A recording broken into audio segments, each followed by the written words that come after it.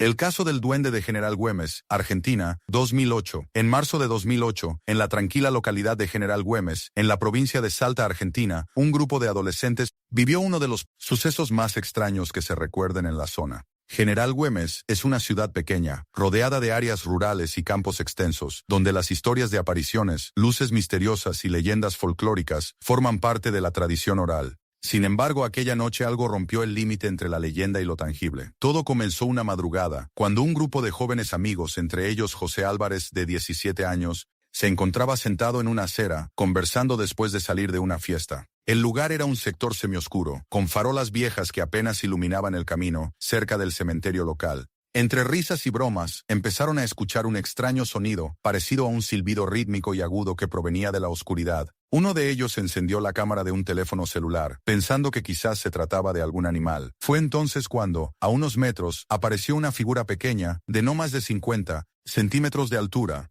que caminaba de manera extraña, casi tambaleante, con pasos cortos y pesados.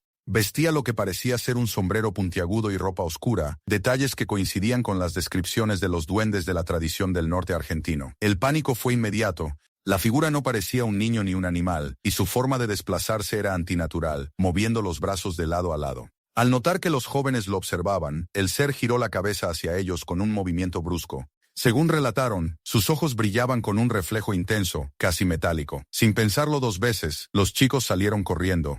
La grabación que hicieron esa noche fue difundida por canales locales y rápidamente llegó a la televisión nacional. El video, conocido como El Duende de Güemes, mostraba claramente la diminuta silueta desplazándose por la calle. Aunque la calidad era baja, se distinguía su forma humanoide.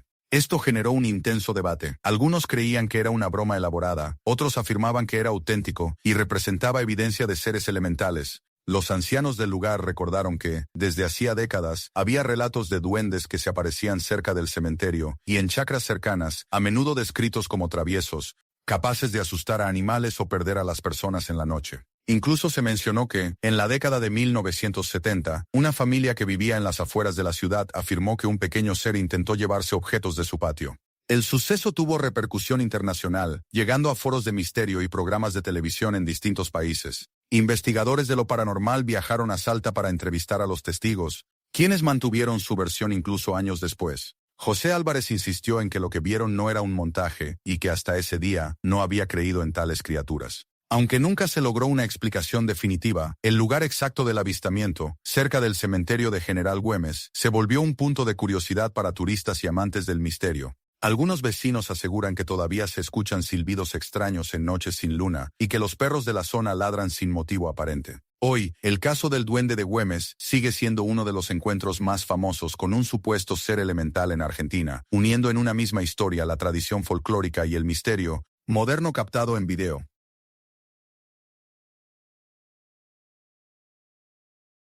El Duende de Hilo Vasco, El Salvador, 2011. Hilo Vasco es un municipio de Cabañas, El Salvador, famoso por su artesanía en miniatura, sus leyendas y su fuerte tradición oral. Entre esas historias, los duendes ocupan un lugar especial. Pequeñas criaturas que, según la creencia popular, pueden aparecer para asustar, jugar con los niños o incluso raptarlos si se los deja, solos en el campo. En 2011, una familia local afirmó haber vivido un encuentro que confirmaba esas viejas narraciones.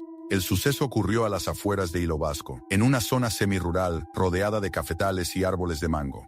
La familia Gómez vivía en una casa de adobe, y su hija menor Lucía, de apenas 4 años, era conocida por jugar sola en el patio. Una tarde de mayo, mientras la madre preparaba la comida, notó que la niña hablaba y reía como si alguien estuviera con ella. Al asomarse la vio sentada en el suelo, aparentemente conversando con algo que quedaba oculto detrás de un viejo barril. Al preguntarle con quién estaba, Lucía respondió, con mi amigo del sombrero. La madre, intrigada y un poco alarmada, se acercó, pero no encontró a nadie. Pensó que era un juego imaginario, hasta que días después, un vecino que pasaba por el terreno aseguró haber visto a un hombrecito muy pequeño, vestido con ropa vieja y sombrero ancho, que saltó la cerca y se internó en el monte. La preocupación creció cuando la niña comenzó a desaparecer del patio por minutos, regresando siempre con flores silvestres y dulces envueltos en hojas. Mi amigo me los da, decía. Recordando las viejas historias de la zona, la abuela advirtió que aquello podía tratarse de un duende y recomendó vigilarla más de cerca.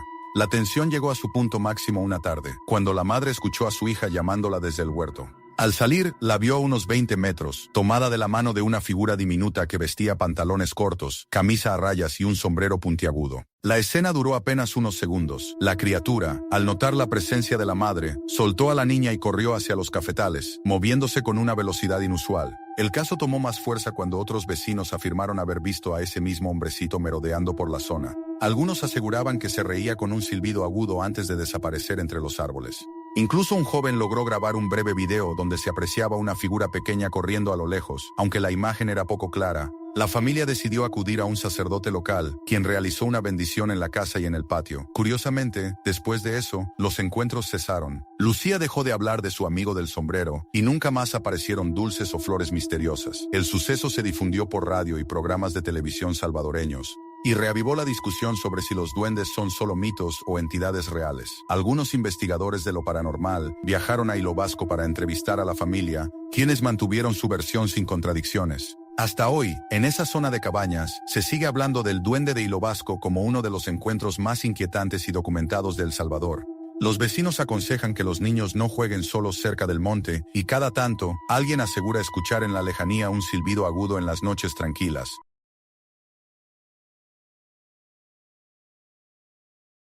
El Duende de Monterrey, México, 2005. En la ciudad de Monterrey, Nuevo León, México, un hecho insólito acaparó la atención de noticieros y programas de misterio. La historia comenzó con una grabación casera que, según sus protagonistas, mostraba la aparición de un duende en plena vía pública. El 17 de marzo de ese año, dos amigos, Juan y Pedro, caminaban de madrugada por una calle del barrio Lomas de la Silla, después de asistir a una reunión.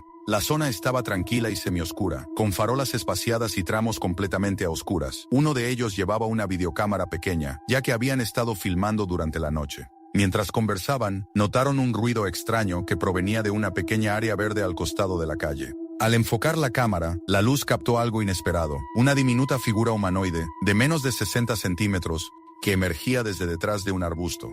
Vestía ropas oscuras, aparentemente hechas de tela rústica, y un gorro ajustado. Su caminar era raro, con pasos rápidos y erráticos, como si tratara de evitar ser visto.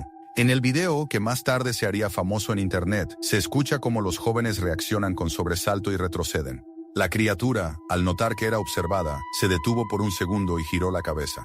Según los testigos, sus ojos brillaban con un destello amarillento, como reflejando la luz de la cámara. Después, salió corriendo con una agilidad sorprendente y se perdió entre la vegetación. La grabación fue llevada a un programa local de televisión llamado Extra Normal, donde se analizó cuadro por cuadro. Aunque la calidad era baja, se distinguía claramente que no era un animal conocido. Esto provocó un debate encendido. ¿Se trataba de un montaje, un muñeco manipulado o realmente de un ser extraño? Los vecinos del sector comenzaron a contar que no era la primera vez que veían algo así. Varios afirmaron que, desde hacía meses, un monito chiquito rondaba por las calles de madrugada, robando objetos pequeños como llaves, encendedores e incluso juguetes que quedaban en los patios. Una señora relató que lo vio trepar por la barda de su casa con una rapidez inhumana, mientras soltaba una risa aguda. Un testimonio particularmente inquietante vino de un taxista, quien dijo que una madrugada, al pasar por esa misma calle, vio cruzar corriendo a una figura pequeña que le pareció un niño, pero al alumbrarlo con los faros, notó que su rostro no era humano. El caso ganó fama nacional cuando la grabación llegó a programas de televisión y foros de internet en toda Latinoamérica.